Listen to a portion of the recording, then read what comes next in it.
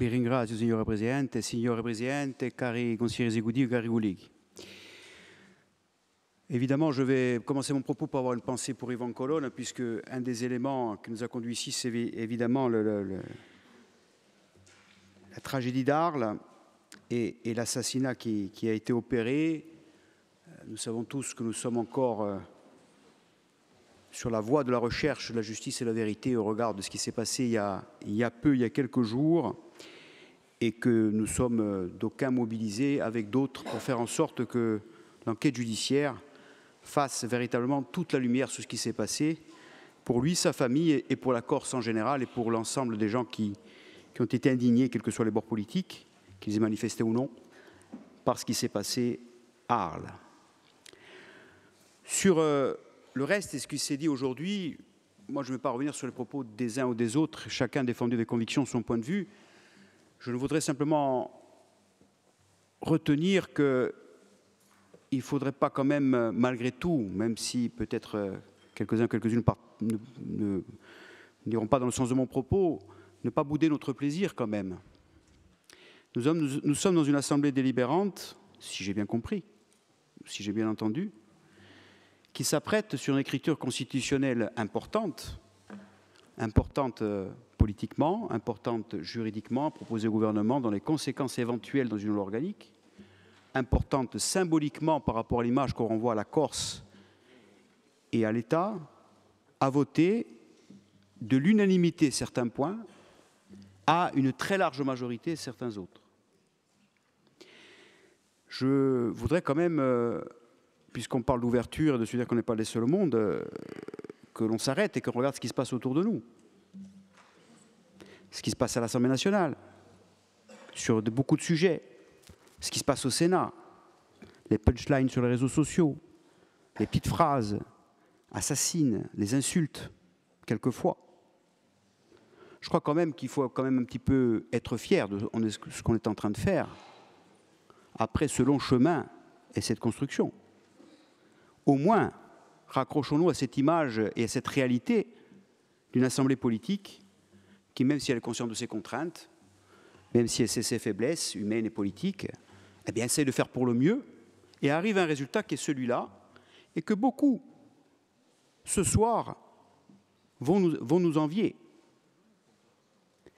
Donc moi, je laude la convergence et l'esprit de concorde, malgré tout, qui règne sur les travées de cette Assemblée, parce que c'est la réalité qui va sortir, malgré tout, au-delà des propos des uns et des autres. Et c'est le signe politique et démocratique fort qui devra être réceptionné à des gens, des gouvernants qui, par ailleurs, ont des situations clivantes et désastreuses à gérer. Je vais parler de l'Assemblée nationale, mais je voudrais parler de la situation de Nouvelle-Calédonie, qui est catastrophique politiquement parce qu'il n'y a pas d'accord local et que se ravivent des violences d'il y a 35 ans. N'est pas Michel Rocard qui veut, on constate, ni Jacques Chirac d'ailleurs, qui a continué dans les pas de Michel Rocard, donc une déficience d'homme d'État, mais en plus il y a 2000 ou 3000 emplois menacés à cause du problème du nickel, qui risque de faire monter la sauce de manière explosive dans un territoire qui pourtant mérite une situation politique et qui est, dans le temps calendaire, là aussi livré aux mêmes décisions du Parlement que nous. Je veux parler d'autres situations, évidemment, qui sont vécues par le gouvernement de manière très clivante et conflictuelle. Donc nous sommes, en ce qui nous concerne, en train de donner un signe, je pense, positif, et nous donnons un message d'espoir à la Corse. Et lorsque je dis ça, je respecte y compris les points de vue qui s'opposent à ce texte. Un message de respect des uns envers les autres et un message de respect de ce pourquoi nous avons été mandatés ici. Parce que je ne crois pas que quelqu'un fait une entorse à son mandat issu du peuple aujourd'hui, ni du groupe, ni individuel. Et ça, c'est très important pour la suite des opérations. Ensuite, il est évident que ce qui s'est passé et ce qui se passera, mais ce n'est pas une surprise, est un combat politique, dur, difficile. Et on voit bien que, peut-être comme signe de positif que ce qui est en train de se passer, que d'aucuns, de manière rapide, ont réagi, quelquefois, je parle à Paris, de manière insultante. Je rejoins le propos de Jean-Christophe Angelini quand il parle du communautarisme, comme si nous étions tous des islamistes ici. Ça peut nous faire prêter beaucoup à sourire ici, mais je vous assure, ça fait prêter à sourire beaucoup dans les couloirs de l'Assemblée nationale. Hein, parce qu'ils ont vu que nous n'étions pas des islamistes, hein, nous ne sommes pas des méchants communautaristes qui voulons détricoter la France. Ce propos est un propos de citadelle assiégée. C'est un propos de citadelle assiégée. C'est un propos de gens touchés dans leur orgueil idéologique et culturel. Il faut le prendre en compte. Il faudra rassurer avec nos convictions. Mais c'est aussi le signe positif que le vent de l'histoire souffle dans notre sens. Parce que je n'ai pas vu de sénateurs, même ne partageant pas toutes nos idées ou tous les éléments de l'écriture constitutionnelle ou de députés par ailleurs, être totalement solidaires avec ces saillies médiatiques ou ces saillies dans les hémicycles. Donc il y a un chemin. Il y a un chemin pour convaincre et il y a un chemin pour prendre notre bâton de pèlerin et faire en sorte que ce combat politique ardu, difficile, continue. L'autre élément, c'est que cela a été dit de manière beaucoup plus clairement avant moi. Ce que nous faisons aujourd'hui va faire l'objet d'une discussion, d'un échange avec le Parlement, et ce sera le combat politique. C'est une fenêtre ouverte. C'est un champ du possible. Et la réalité juridique et politique, c'est que l'essentiel sera dans la loi organique si cette écriture passe le sas du Parlement. Autrement dit, l'enjeu majeur est de savoir est-ce qu'on se donne le maximum de moyens d'avoir l'ensemble des outils nécessaires pour transformer notre pays. Et on voit bien que dans l'ensemble des moyens issus de l'écriture, il y a le pouvoir législatif, c'est vrai, qui sera conditionné et dans les matières et dans la méthode par la loi organique, donc par le Parlement. Je me rappelle Gérard Larcher qui disait que le Parlement était contourné. Il n'y a rien de plus faux. Le Parlement n'est pas contourné, puisque le Parlement va décider de la loi organique qui donnera ce champ, dans le respect des droits constitutionnellement garantis. Donc, ce pouvoir législatif existe à travers la loi organique, et il faudra qu'on se mette d'accord sur la capacité à développer et prioriser les matières nécessaires pour transformer le pays. La grande divergence que nous avons entre ceux qui veulent rester sur l'adaptation uniquement, et c'est respectable, et la question du pouvoir législatif, c'est que nous considérons que par nature, démocratiquement, culturellement, historiquement, il est normal que le peuple corse puisse édicter des règles de matière législative et réglementaire, mais aussi parce que l'adaptation exclut de fait juridiquement dans son champ des matières qui nous sont essentielles.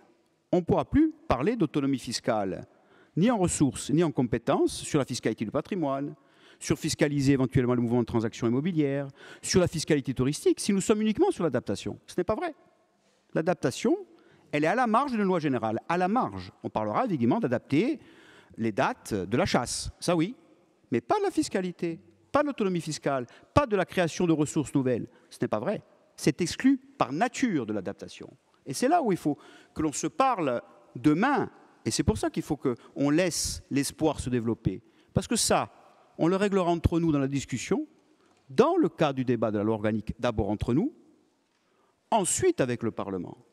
Si on clôt la discussion aujourd'hui et qu'on se réveille demain matin en disant « je ne savais pas que l'adaptation ne nous permettait pas ça », ah ben oui, caro tabassada. Laissons-nous le champ de continuer la discussion. Et en se laissant le champ, c'est admettre cette ouverture-là. Ça ne clôt rien, ça ne donne pas d'aventure. Ça permet de poursuivre pour solder ces questions qui sont essentielles. L'autonomie fiscale est une question essentielle. L'autonomie énergétique, au sens réglementaire et législatif, est une question essentielle. L'adaptation ne le permettra pas. Et il est très clair que là, je peux vous renvoyer encore aux conclusions du gouvernement lui-même en 2018, lors de la réforme constitutionnelle, où il voulait modifier l'article 73, qui est le cœur du pouvoir d'adaptation constitutionnalisé, parce que ça ne marchait pas, ça a été dit par le président Simeoni, ni en termes de temps procédural. Vous pourriez interroger Serge Letchimy, qui est un orfèvre de l'explication en quoi, pour avoir un stylo, qu'il faudrait le compas et la règle pour construire son pays, il lui faut 3 à 5 ans minimum au meilleur des cas, ça c'est le temps, mais aussi dans le champ. On se coupe des bras, alors que nous avons besoin de tous nos bras pour pouvoir essayer d'avancer, et ça n'exclut pas de prioriser les matières, le pouvoir législatif. C'est ça le cœur de la discussion. Que l'écriture permette de continuer ce débat pour la fiscalité du patrimoine, pour la fiscalité transactionnelle immobilière, pour la fiscalité touristique, pour la question de l'eau évoquée par Cathy, pour la question du périmètre des intercommunalités, pour l'autonomie énergétique, pour permettre de savoir si dans l'archéologie opérationnelle ou préventive, on peut avoir tous les moyens nécessaires. Je pense à des domaines qui sont exclus de notre champ aujourd'hui de compétences, par exemple. Et ça, le pouvoir normatif direct le permettrait, mais posons et ouvrons le jeu pour que l'on puisse ne pas se couper les bras en la matière. C'est ça la divergence d'appréciation à ce stade.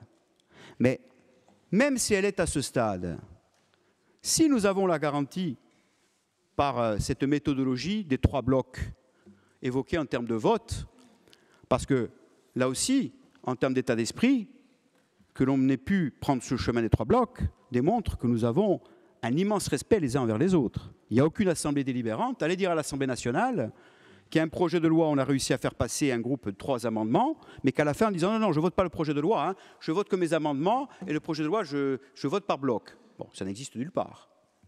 Aucune assemblée démocratique ne fait comme ça. On l'a fait ici, dans un souci légitime, et il fallait le faire, de réconciliation, de compréhension. Et c'est cette compréhension qu'on veut, et cette réconciliation qu'on veut véhiculer en face à Paris. Autrement dit, nous sommes en train, chemin faisant, de mieux le comprendre malgré tout, même s'il y a des divergences. Et on se comprend mieux aujourd'hui qu'on se comprenait il y a 6 mois, ou il y a 1 an, ou il y a 2 ans, il me semble. Chacun fait des pas, ça je pense que personne ne peut le contester.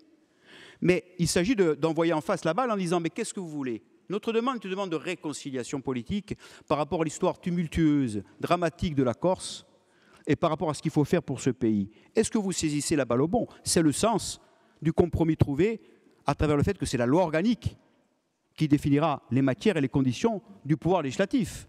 Est-ce qu'ils comprendront ce message? Notre intention, c'est celle-là. Et il faut le dire aujourd'hui. Elle est morale, elle est éthique, elle est démocratique. Est-ce qu'ils le comprendront? Il faut convaincre pour qu'ils comprennent, parce qu'il n'y a pas de plan B que le respect de la démocratie et que le respect d'un état d'esprit qui vise à cette convergence, pour le bien de notre pays et le bien de la jeunesse. C'est, je crois, ce qu'on est en train d'opérer ce soir. Moi, je veux remercier et saluer le travail qui a été fait et en conférence des présidents, par l'ensemble des groupes, par l'ensemble des présidents de groupes, quelle qu'ait été leur opinion, par les pas qui ont été faits les uns envers les autres, le chemin aussi de convergence qui a été opéré avec le gouvernement et sous la houlette du président du Conseil exécutif. Il n'était pas simple d'avoir une écriture constitutionnelle qui était de ce niveau-là, dans le contexte très conflictuel à l'intérieur de la République aujourd'hui, en termes politiques, avec une absence de majorité absolue, avec des clivages très forts dans la société française qui n'existaient pas il y a 20 ans comme ça. Ce n'était pas simple. Et quant à la question, évidemment, de la communauté, du lien à la terre, bon, je le pose ici, mais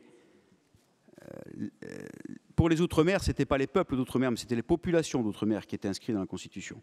Il n'y a jamais eu le mot peuple dans la Constitution, même si c'est vrai que pour la Polynésie, il y a constitutionnalisé la question de la préférence. Mais le mot peuple n'a jamais existé, même pour les Outre-mer, y compris dans le préambule. On parle encore des populations d'Outre-mer en raison, on va dire, d'une dimension acceptée coloniale par la France des peuples d'Outre-mer, mais on parle de population, et c'est vrai qu'aujourd'hui, et vous le voyez, hein, la notion de communauté fait bondir, parce que ce n'est ni plus ni moins que la définition du peuple corse, sans dire le peuple, qui est mis dans cette phrase. Et en ce qui nous concerne, notre avis est tout simplement que ça donnera implicitement et directement des droits dans la capacité de faire la loi.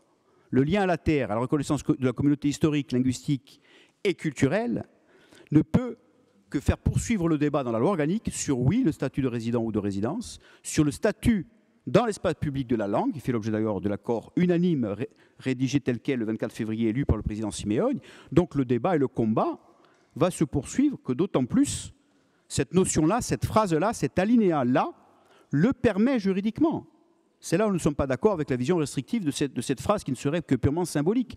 Non, elle n'est pas purement symbolique. Et d'ailleurs, ils ne s'y sont pas trompés. Ils ont bien compris, les plus unitaires, qu'elle n'était pas symbolique, qu'elle fondait des droits ou des capacités dans la loi organique. Ils l'ont bien compris, les opposants, et ils vont continuer sur ce chemin-là. Donc je crois qu'on est sur un chemin de crête qui n'était pas simple à trouver. Je crois que ce soir, la Corse a besoin qu'on donne un message d'espoir, et il me semble, malgré tout, et malgré le travail qui reste à accomplir, que nous sommes sur le bon chemin.